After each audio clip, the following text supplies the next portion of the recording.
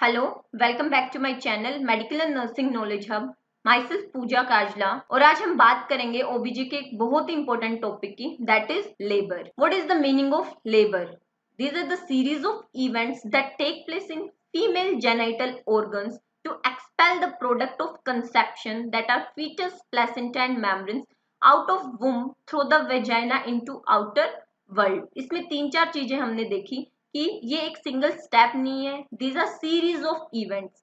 कहाँ पे होती है? फीमेल जेनाइटल ऑर्गन में, means from uterus to vagina. क्यों होती है? To expel the product of conception, means जो फीटस है, प्लेसेंटा है, मेम्ब्रेन्स है, उनको एक्सटर्नल वर्ल्ड में लाने के लिए। ओके, आप मुझे कमेंट करके बताइए कि लेबर और डिलीवरी दोनों सेम चीज होती है क्या, या सिजेरियन सेक्शन से जो बेबी आता है उसको भी हम क्या बोलेंगे कि लेबर था? तो प्लीज आप कमेंट में बताइए कि लेबर और डिलीवरी सेम चीज होती है या अलग होती है। आपके कमेंट्स के according we will discuss in next video. Labour normal भी हो सकता है, एबनॉर्मल भी हो सकता है। तो हम पहले नॉर्मल लेबर की बात करेंगे, जिसके लिए हम एक टर्म यूज करते हैं, दैट इज यूटोसिया।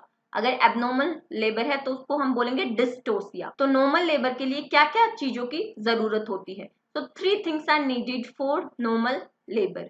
उसके अंदर हम 3 पीज देखते हैं, 3 पी। क्या क्या आता है 3 पी में? First thing is passenger. Passenger means foetus की, जिसको बाहर आना है। देन पैसेज, जिस रूट के थ्रू आना है। कहाँ से आना है? Means through normal pelvis. Then comes to the push, जो फोर्स चाहिए उसको हम बोलते हैं पुश और यूट्राइन कॉन्ट्रैक्शन। तो जो पैसेंजर है, फीटस से रिलेटेड चीजें हमने पहली वाली वीडियो में डिस्कस की है कि क्या फीटस का एटीट्यूड रहता है, lie, presentation, presenting part, positions, fetal skull, उसके different engaging diameters, we have already done with those things. Then comes to passage, normal pelvis, abnormal pelvis, different diameters of pelvis, different parts of pelvis, ये भी हमने cover कर लिए हैं। तो अभी हम बात करेंगे पहले push, means the uterine contraction. तो क्या होती है यूट्राइन कॉन्ट्रैक्शन, कितनी होनी चाहिए, क्या फ्रीक्वेंसी, इंटेंसिटी, ड्यूरेशन उसका रहना चाहिए? Comes to the uterine contraction, throughout the pregnancy irregular and painless contraction रहती है, जिसको हम ब्रेस्ट एंड हिक्स कॉन्ट्रैक्शन बोलते हैं। But during labour the contractions are painful and leads to dilatation of cervix. कहाँ से बनती है uterine contraction? They mainly starts at the corner of uterus, जो आप एंड इधर देख रहे हो फंडस के इधर की साइड, दोनों तरफ, it can be left corner और राइट कॉर्नर। यहाँ से स्टार्ट होती है यूट्राइन कॉन्ट्रैक्शंस, मीन्स इनका ओरिजिन कोर्नुआ से होता है। तो कई बार एमसीक्यू पूछा जाता है pacemaker of uterus. Pacemaker means जहां से भी इंपल्सेस और कॉन्ट्रैक्शन स्टार्ट हुई। तो पेसमेकर क्या होता है यूट्रस का? That is कोर्नुआ। कॉन्ट्रैक्शंस रहती है, उनकी फंडल प्रीडोमिनेंस रहती है। इसका क्या मतलब है? Means contractions are predominant on fundus. It means कि अगर हम यूट्रस के डिफरेंट डिफरेंट पार्ट्स देखें तो फंडल एरिया में सबसे ज्यादा कॉन्ट्रैक्शंस रहती है। And contraction spreads through the uterus at 2 centimetre per second. Throughout the uterus वो स्प्रेड होती है, कोर्नुआ से ओरिजिनेट हुई, सबसे ज्यादा वो फंडस में रही, but through out the uterus वो स्प्रेड होती है। कितने टाइम में स्प्रेड हो जाती है? पूरे यूट्रस में वो ऑलमोस्ट 15 सेकेंड में स्प्रेड हो जाती है, मीन्स वो यूट्रस को डीपोलराइज कर देती। पोलैरिटी ऑफ यूट्रस का मतलब होता है जो अपर यूट्राइन सेगमेंट है, लोअर यूट्राइन सेगमेंट है, उसमें हम डिफ्रेंशिएट कर पाए। तो अगर हम बात करें इस्थमस की, जो लोअर यूट्राइन सेगमेंट बनाता है, तो नॉन प्रेग्नेंट वुमन में, फीमेल में 0.5 सेंटीमीटर होता है। But during pregnancy isthmus enlarges almost 5 centimetre mainly to form the lower uterine segment। But जब लेबर पेन स्टार्ट होता है उस टाइम पे जो लोअर यूट्राइन सेगमेंट है वो फुल टाइम सेंटीमीटर का बन जाता है। तो कैसे बनता है कि जो इस्थमस है उसके साथ ही मर्ज हो जाती है सर्विक्स। तो 5 सेंटीमीटर का इस्थमस है at the time of pregnancy and 5 centimetre की सर्विक्स उसके अंदर मर्ज हो जाती है। तो टोटल जो लोअर यूट्राइन सेगमेंट की लेंथ होती है that is 10 centimetre eight the time of labour. अगर हम बात करें अपर यूट्राइन सेगमेंट की, जो मेनली फंडल एरिया रहेगा, और लोअर यूट्राइन सेगमेंट की जो इस्थमस एंड सर्विक्स रहेगा, हम कैसे देखेंगे उसकी पोलैरिटी? जो अपर यूट्राइन सेगमेंट रहता है वो एक्टिवली कॉन्ट्रैक्ट करता है, और जो लोअर यूट्राइन सेगमेंट रहता है वो डायलेट करता है पैसिवली। तो उस चीज को हम बोलते हैं पोलैरिटी ऑफ यूट्रस। हम इस डायग्राम से भी देख सकते हैं कि जो अपर पार्ट है उसको एक्टिव सेगमेंट बोलेंगे, जो जिसमें कॉन्ट्रैक्शन होगा। लोअर सेगमेंट है उसको हम पैसिव सेगमेंट बोलेंगे, जो डायलेट करेगा। और eight the time of labour lower segment जो होता है वो 10 सेंटीमीटर का हो जाता है। इस्थमस और सर्विक्स मेनली वो बनाते हैं। तो upper uterine segment is contracting and lower uterine segment is dilating, that pushes the baby down, and the uterine muscles when contracting and relaxing they never come back to its original length. The muscles get shortened as the contraction progresses, और उस process को हम बोलते हैं retraction, कि जो lower uterine segment की muscles है वो शॉर्ट हो गई है और साथ के साथ वो थिन हो गई है। तो थिनिंग ऑफ सर्विक्स को हम बोलेंगे effacement and shortening of muscles को हम बोलेंगे रिट्रैक्शन। तो ओवरऑल क्या क्या चीजें हो रही है यूट्रस के? Contraction, relaxation, retraction, dilation and effacement, जिसकी वजह से बेबी नीचे आना स्टार्ट होता है। साथ के साथ कुछ और भी फैक्टर्स रहते हैं that helps in dilation. First thing is contraction and relaxation of muscles, retractions of muscles and bag of membrane, or we can say bag of voter. जो मेम्ब्रेन्स रहती है फीटल हेड के वहां, तो उसकी वजह से या फीटल लॉन्ग एक्सिस की वजह से जो प्रेशर लगता है, पुश लगता है, उसकी वजह से जो लोअर यूट्राइन सेगमेंट है वो डायलेट होना स्टार्ट करता है। इसके अंदर भी आप देख सकते हो they are showing the retraction. पहली अगर डायग्राम में देखो तो इसके अंदर जो मसल्स है before labour they are long and they are in their normal size and shape, but when labour starts, labour pain start होता है, उसकी वजह से जो मसल्स है कॉन्ट्रैक्शन एंड रिलैक्सेशन के कारण वो शॉर्ट हो जाती है, और उस शॉर्टनिंग ऑफ मसल्स को हम बोलते हैं रिट्रैक्शन। फिर हम बात करेंगे कि कौन कौन से इवेंट होते हैं यूट्रस में और कितना इंट्रा यूट्राइन प्रेशर उस टाइम पे रहता है। तो contraction begins at 10 mm of Hg, कि 10 mm ऑफ Hg अगर प्रेशर है यूट्रस में तो कॉन्ट्रैक्शन फील होने लग जाती है, और it become painful at 15 mm of Hg, and cervical dilation starts at 15 mm of Hg. Then fundus can not be intended at 40 mm of Hg, कि अगर हम फंडस को फील करना चाहें उस केस में अगर 40 mm ऑफ Hg प्रेशर हो गया है यूट्रस में तो फंडस को फील नहीं किया जा सकता। It means labour has already started, and at first stage of labour the intrauterine pressure will be 40 to 50 mm of Hg, and in second stage of labor the intrauterine pressure will be 100 to 120 mm of Hg. फिर आप कई बार देखोगे कि obstetrician बोलता है कि uterine contractions are adequate और sometime not adequate. तो इसका क्या मतलब होता है? It means they are talking about frequency, duration and intensity of contractions. तो कितना फ्रीक्वेंटली, कितनी टाइम तक वो रहने चाहिए और कितनी प्रेशर जनरेट होना चाहिए, उस कॉन्ट्रैक्शन को हम एडिक्वेट बोलेंगे। तो 3 कॉन्ट्रैक्शंस होनी चाहिए 10 मिनट में, और हर कॉन्ट्रैक्शन 45 सेकेंड्स के लिए रहनी चाहिए, और उस टाइम पे 65 to 75 mm of Hg pressure develop होना चाहिए। अगर इतना है it means those contractions are adequate. लेकिन अगर 10 मिनट में 5 कॉन्ट्रैक्शन से ज्यादा आ रही है तो वो केस क्या है? टैकीसिस्टोल्स, मीन्स वो जरूरत से ज्यादा आ रही है। और आपको पता है कि pressure and volume are inversely proportion. अगर इतनी ज्यादा कॉन्ट्रैक्शंस आ रही है 10 मिनट्स में तो उस केस में जो फीटल ब्लड वॉल्यूम है वो डिक्रीज हो जाएगी, and that can lead to fetal distress, और उस केस में बच्चे के फीटल हार्ट रेट एंड और चेंजेस देखने को मिल सकते हैं। फिर बात आती है कि हम यूट्रस की एक्टिविटी को कैसे मॉनिटर कर सकते हैं, कितना प्रेशर है, प्रेशर को कैसे मेजर करेंगे। तो उसको 2 तरीके से हम कर सकते हैं, चाहे mm ऑफ Hg में या मोंटीविडियो यूनिट में। 2 इसकी ये यूनिट रहती है। फिर लेबर की बात करने से पहले हम बात करेंगे pre labour, means before labour, before true labour. तो उस स्टेज को हम बोलते हैं प्री लेबर स्टेज। तो क्या क्या उसके अंदर रहेगी characteristics? One thing will be the false labour pain, कि ट्रू लेबर पेन स्टार्ट होने से पहले female will feel the false labour pain. Then there can be lightening हमने पहले भी डिस्कस किया, वापस से मैं आपको बताऊंगी। Then there can be softening of cervix, or we can say rightening of cervix.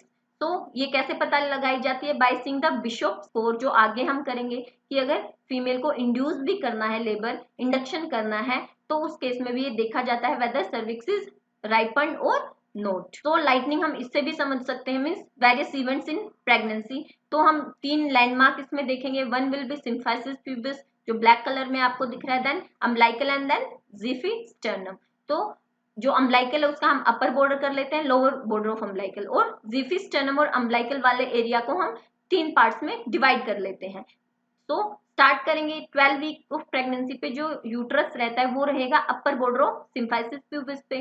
Then 16 week पे रहेगा वो अम्बिलाइकल और सिम्फाइसिस प्यूबिस के मिड पॉइंट पे। देन 20 वीक पे रहेगा लोअर बॉर्डर ऑफ अम्बिलाइकल पे, एंड 24 वीक पे रहेगा at the level of umbilical और we can say upper border of umbilical, and 28 week पे रहेगा 1/3 distance between umbilical and xiphisternum, and 32 week पे रहेगा 2/3 distance between umbilical and xiphisternum, and maximum 36 week पे चला जाएगा eight ज़ीफी sternum. But जो 40 week पे रहेगा वो ऊपर नहीं जाएगा उससे, वो इट विल डिसेंड, मीन्स वो वापस से नीचे आ जाएगा 32 वीक वाले लेवल पे, means 2/3 distance between umbilical and xiphisternum. उस चीज को हम बोलते हैं lightening. Means after 36 week head of fetus goes inside the pelvis and height of uterus like at 32 weeks, means fundal height उससे ज्यादा नहीं बढ़ेगी, 40 वीक पे वापस से कम हो जाएगी, एंड डिस्कम्फर्ट था जो respiratory that will relieved, and that is known as lightening और वेलकम साइन। वेलकम साइन क्यों? इट मीन्स कि कुछ दिनों बाद लेबर स्टार्ट होने वाला है and family and mother should be ready to welcome the baby. इस डायग्राम से भी हम लाइटनिंग को देख सकते हैं। Then comes to labour pain. It can be false labour pain जो प्री लेबर स्टेज में होता है, और ट्रू लेबर पेन। कैसे ऑब्स्टेट्रिशियन डिफरेंशिएट करती है? False labour pain mainly constant रहता है, it can be irregular, but जो ट्रू लेबर पेन रहेगा उसके अंदर वो रेगुलर रहेगा, रिदमिक रहेगा। There will be on and off phenomena, कि एक बार कॉन्ट्रैक्शन आई कुछ टाइम के लिए वो बिल्कुल गायब हो गई, and it will be rhythmic, it means they will follow A rhythm. And false labor pain रहेगा that will located in lower abdomen. True labor pain also located in lower abdomen but it radiates toward back and thigh. lower abdomen में है लेकिन वो पीछे और Thai की तरफ radiate करेगा, फैलेगा। false labor pain does not lead to dilatation of cervix. True labor pain leads to dilatation of cervix.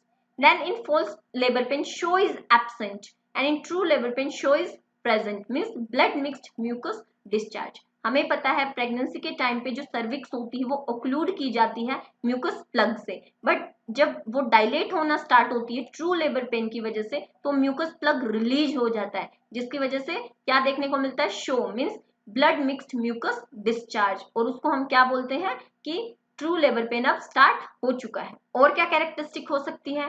Eight the time of PV false labour pain में फीटल मेम्ब्रेन्स या बैग ऑफ वाटर प्रेजेंट नहीं होगा, feel नहीं होगा, but in true labour pain on PV bag of water will be present. Then false labor pain does not increase in intensity, frequency and duration, means वो constant रहेगा, rhythm नहीं रहेगी, बढ़ेगा नहीं, but true labour pain increase in intensity, frequency and duration as the time passes, and false labor pain clinically subsides on rest, sedation and enema, की rest किया female ने, enema दिया या सेडेशन दिया तो वो रिलीव हो जाएगा, but true labour pain does not subside, it keep on increasing, it means true labour pain marks the beginning of true labour. फिर बात आती है स्टेजेस ऑफ लेबर। मीन्स हमने देखा कि लेबर कोई एक सिंगल स्टेप नहीं है, it is a process and it is not 10 और 15 minutes thing, it takes time. तो हम उसको डिवाइड करते हैं स्टेजेस में, it can be stage 1, 2, 3 and 4। तो हम देखेंगे कि किस स्टेज में क्या इवेंट होता है, क्या नॉर्मल है और क्या एबनॉर्मल है। तो स्टेज 1 को अगर हम डिफाइन करें, it begins with true labour pain, not false labour pain. जब ट्रू लेबर पेन स्टार्ट हो गया तो हम कहेंगे स्टेज 1 स्टार्ट हो गई है, and it ends with full dilatation of cervix. जो मैक्सिमम डायलेशन हो सकता है सर्विक्स का that is 10 centimetre. Then second stage, it begins with full dilatation of cervix, means 10 centimetre जब डायलेट हो चुका है तो हम बोलेंगे सेकेंड स्टेज स्टार्ट हो चुका है, and it ends with delivery of baby. Baby deliver हुआ, it means second stage end हो गया। Third stage begins with delivery of baby and ends with delivery of placenta. Then fourth stage, ये पहले नहीं था, अभी ये न्यूअर एडिशन हुआ है, ये ओनली ऑब्जर्वेशन स्टेज रहता है, means 1 hour observation period after delivery of placenta. तो 4 स्टेज टोटल होते हैं। फर्स्ट में मेनली डायलेटेशन होगा सर्विक्स का, सेकंड में बेबी डिलीवर होगा, थर्ड में प्लेसेंटा डिलीवर होगा, फोर्थ में ऑब्जर्वेशन होगी। जो फर्स्ट स्टेज है उसको 2 फेजेस में हम वापस देख सकते हैं। Latent phase, active phase. Latent phase मतलब जब तक सर्विक्स 5 सेंटीमीटर डायलेट होती है।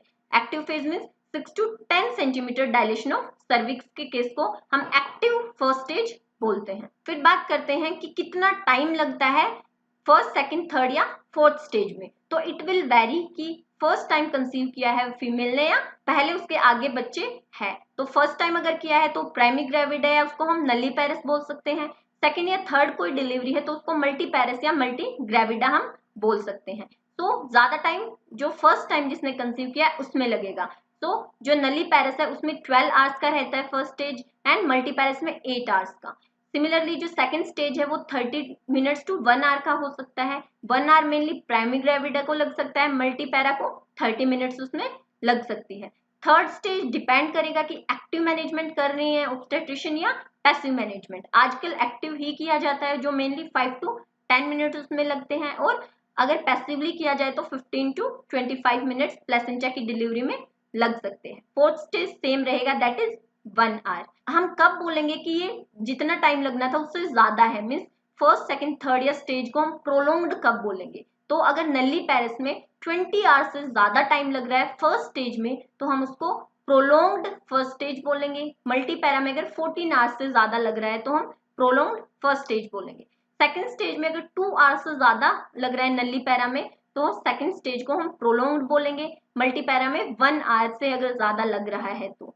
देन थर्ड स्टेज में मोर देन 30 मिनट्स अगर लग रही है तो it will be prolonged third stage. वो मेनली रिटेन्ड प्लेसेंटा के केस में लगती है।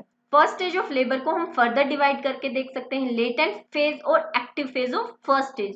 तो लेटेंट जो पहले रहेगा means begins with true labour pen and ends with cervix 5 centimeter dilation. Active begins with cervical dilation more than 6 centimeter with regular contractions. जो टाइम ड्यूरेशन लगेगा लेटेंट स्टेज में, नल्लीपैरा में लगेगा 12 hours, average is 8.6 hours, and multipara में लगेगा 8 hours, average is 5.6 hours.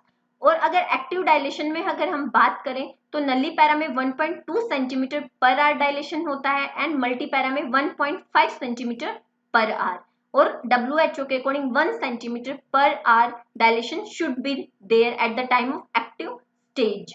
Then later stage is mainly concerned with cervical effacement, means shortening and thinning of cervix and dilatation of cervix and softening of cervix. And active stage mainly concerned with cervical dilation as well as descent of fetal head.